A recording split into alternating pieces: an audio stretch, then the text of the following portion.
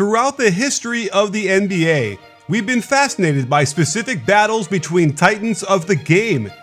Wilt versus Kareem, Magic versus Bird, and Shaq versus Kobe. And this year is no different, as two players who have been going at each other for 9 seasons are in similar situations this year, carrying shorthanded clubs on their backs into playoff contention, with multiple highlights each and every night. So it's time to dive into the footage to figure out who's better, if that's even possible, and whether we should eat dinner with Chef Curry or set our watches to Dame time.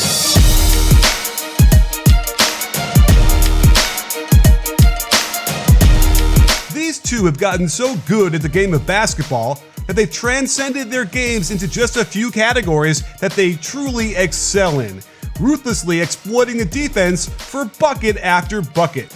Of course, it all starts with the pick and roll, and for Lillard, it's something he does on just about half of all his possessions.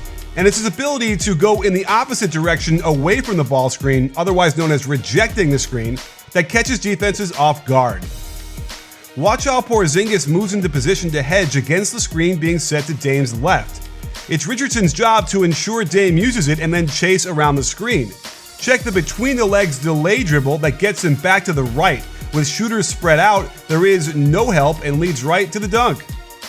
Rejecting the screen generally eliminates the help, as Zion was glued to the hip of his man, expecting Lillard to come around the screen to the right wing. Going to the single side, with only a shooter in the corner, means there is no help defense. Hart correctly stunts back to his man, and Dame uses a veer step to get into the body of ball before fading back for space to release the shot into the and one. The double ball screen to the right brings almost the whole defense above the free throw line. Dame rejects the screen to his left and basically has Mo Wagner screening his own teammate as he uses the inside hand finish to beat them all to the basket. Dame also loves to split the defenders on the pick and roll. Because they're so afraid of him shooting off the dribble, the big men will hedge high next to the ball screener, giving an opportunity to Dame to throw the dribble out in front and squirt in between them to open space in the middle of the floor. Watch how he lifts both feet in the air on the behind the back dribble. He can then use ground reaction forces to spring off the floor after loading on the right foot into a crossover, interrupting his 1-2 cadence to get KP off rhythm before hooking in the lefty layup. The Trailblazers also love to run horns with a double high post setup and let them both come up high to set the ball screen. This allows Dame to choose which side he wants to go to. When the righty goes to his left, it's usually an easier shot because his shooting hip and elbow are already aligned to the hoop as he sidesteps into space for the triple. If he can't get an attack going right away off the simultaneous double ball screen, they float back into a rescreen. Again, there's that left direction into a deep jump shot over to the defenders, good contest. Lillard really only has 2 shots out of the pick and roll, the deep 3 ball or the drive for the layup, nothing in between. And it's the very real threat of him making these shots from the logo that leads the D to pull themselves far from the basket and open themselves up to getting feet right to the rim for all manner of creative finish, usually with the left hand. While Dame converts 35% of his made pick and roll shots from behind the arc, Steph Curry's shot profile raises that percentage to 44%. Preferring to do even more damage from behind the arc. The Warriors love to set him a quick drag screen before the defense can get completely set, force a switch, and then let him do his magic on the ISO with all manner of step back and or sidestep to get behind that line for a splash. As JaVale is forced to switch onto him, check how he makes contact with the right jab step. The dribble still hasn't ended till right here with the left foot down. Then a simple hop into a quick release 3 from right behind the line. While Dame blows by the big man more often for layups, Curry will humiliate the switch by hunting out the 3 by any means necessary. Utilizing the hardened sidestep no travel move, the dribble ends with the right foot down. He's now allowed to plant the left foot, which becomes the pivot, and the right foot is allowed to step next to it before jumping to the wide open triple. Steph is no stranger to rejecting the screen, but he doesn't have quite the same speed downhill as Dame, so he utilizes the threat of the drive to stop on a dime, hit them with a step back, and knock down another good look from way downtown.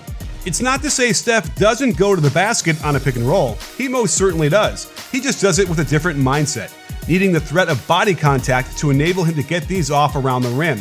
Check how he drifts in front of the big man to lure him into the and one. Because Steph doesn't have incredible leaping ability and is only 6'3" in shoes, he's developed some incredible dexterity and touch to get his drives over and around bigger defenders. Notice how he lands to avoid potential injuries using the roll and slide. The biggest difference between these two and their drives to the hoop is Steph's use of the floater. Very few people in the world are better at rainbowing these shots from all angles, including off the glass softly. Or on this one, check the splitting of the defenders before jumping off the right foot and shooting with his right hand up and over the contest and straight through the rim without even touching it. One thing's for sure about both of these guys. They are absolutely not shy about letting the deep three fly before the pick and roll can fully materialize. Early in the clock, whether they've got space or not, and they hit enough of these to keep the defense scared. The most difficult thing about picking who's better when you've got two players this good is making your argument as clear and concise as possible. And that's where Grammarly comes in. I've now got a digital writing assistant built into my computer, tablet, and mobile phone, so I can get help writing my voiceovers no matter where I am. With Grammarly Premium, it can literally adjust my tone, detect plagiarism, and keep my sentences properly focused. I mean, look what Grammarly did for this voiceover. I knew when I sat down to go through all this footage, I'd need as many superlatives as I could find to describe Steph's artistry with this move, and Dame's virtuosity when he did this. And Grammarly was there every step of the way to help make it more exciting, effective, and memorable. Both Dame and Steph are ruthlessly efficient with their ball handling, cutting out any extra movements. And Grammarly can do the same with your writing, helping to cut out unnecessary words that help you meet the word count in your essays and shaping them into clear and concise sentences. We've all written that email that came off way too harsh, and with Grammarly's tone detector, it will automatically alert you to ensure a professional and positive delivery. Go to Grammarly.com/BBALLBREAKDOWN to sign up for a free account and get 20% off Grammarly Premium today. And you'll be able to compose the perfect tweet espousing your choice of who is better, Dame or Steph, especially when you consider how each attack using the handoff. With Steph, he's got his partner in crime in Draymond Green, and they played so long together that they can spontaneously break into this action anywhere at any time.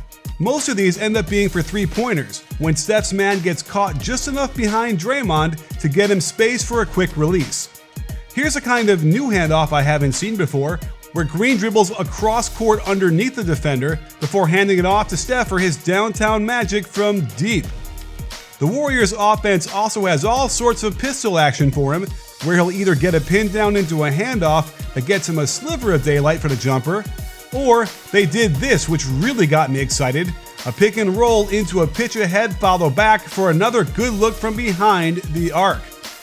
And if the defense tries to full-on deny the pass to Curry, they take a page from the triangle offense and run some blind pig action, flashing Draymond to the elbow behind Curry. The handoff gets Steph going downhill, and he gets a decent look at the mid-range jumper. Damian Lillard would normally have Nurkic as his partner in crime, and they've got a similar mind meld that allows them to find organic ways to use the handoff to generate shots. But since Nurkic has been out of the lineup, he's used and as Cantor in pinch post actions like this. Following his pass back, Cantor takes out the defender, and he can nail another three going to his left. The Blazers get creative with their pistol action, as Derrick Jones Jr. slides into a cross screen on Simmons, then Covington gets a handoff before weaving it back to Lillard, who isn't shy about letting this one fly. The Blazers have blind pig too, when Dame gets denied the ball as Cantor flashes behind him to receive the pass. And once he gains control, it allows the handoff into a downhill drive with another nice inside hand finish. Where these two really converge in terms of how they attack is with Steph coming off screens versus Dame's isolations. Their go-to action since Steve Kerr took over as coach is another play ripped right out of the triangle offense, the low post split. The simple version is the post entry passer screens for Steph and he comes around to nail the three when the defense can't switch in time. Teams are so concerned with the shot that they chase him around but end up being out of position to stop the drive, which gets him right to the cup. I really love this wrinkle where they have Steph screen away for the curl by Wiggins before he comes off his own split screen wide open for a perfect hop into the shot on a wide open three. The offense is completely designed for Steph's talents, as there's an automatic rule that whenever Curry is coming towards you from the basket area, you screen for him, as Mulder spots him coming up and motions to use him as a screen before Steph rises up to get a wide open shot. And watch how Curry tells Toscano Anderson to pass the ball to Draymond in order to set the pin down for him, and notice the amount of in-air turn required to get alignment as he releases the ball straight through the net in a perfect swish. Lillard's second most used category is isolation, and a lot of them come from setting ball screens, forcing the switch, and then letting Dame go at the defender into the lane for the creative finish. You might see a few floaters or shots from 6 to 10 feet away after doing his ISO dance on his man, as he uses the 1-2 to let his man fly by before fading back into an open hanging jumper deep in the fourth here. But close to half of his buckets in ISO come from three-point land. And that's where we see all manner of advanced footwork in order to step back or sidestep to get a few extra feet of space before rising up and splashing these down through the hoop. To be able to hammer the dribble in front of him, sidestep to his right while simultaneously staying inbounds but also getting his feet behind the line is an incredible display of skill, but probably also explains why his three-point percentage is lower than Steph's, as he makes a habit out of taking shots that are at a 10 on the difficulty scale.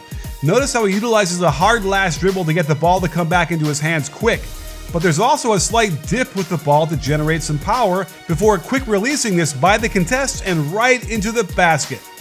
To further distinguish these two, let's look at their clutch numbers this season. Perhaps we'll get some separation there. And based on the stats, it's not even close. Dame has outperformed Steph when the games were on the line in the fourth quarter, both from a net rating standpoint, which includes the results on both sides of the ball, but also in terms of shooting, where Dame's effective field goal percentage is almost 19 points higher. As a result, the Blazers have a much better record down the stretch in the clutch, and this has to count for something when comparing these guys. In terms of head-to-head matchups, we got a COVID season special with a home-and-home two-game series in Portland, and Lillard clearly got the advantage in both the individual matchup, besting him in scoring, shooting, assists, and leading his team to a blowout victory, but it was the next game where Steph took the challenge and absolutely lit up the entire Portland team for a career high in points with 62, leaving Lillard helpless to stop the Warriors' march to a comfortable victory and letting the league know how he feels about this rivalry. In the end, you'd have to split the absolute thinnest of hairs to pick one or the other, considering the two teams have similar spots in the standings. Steph clearly has an advantage in shooting and scoring, while Dame is leading his team to a much more efficient offense overall. At this point, I think we need to wait till these guys play again on March 3rd to state our final answer. But if I had a gun to my head and were forced to choose who's playing better this season, I'd have to pick Steph. If you like this video, please subscribe, like, and comment below. And don't forget to check out Grammarly and save 20% off with my special link. Lots more coming up as we move into the second half of the season, so stay tuned and hit that notification button. And don't forget, at B-Ball Breakdown, we're not a channel, we're a conversation. You in?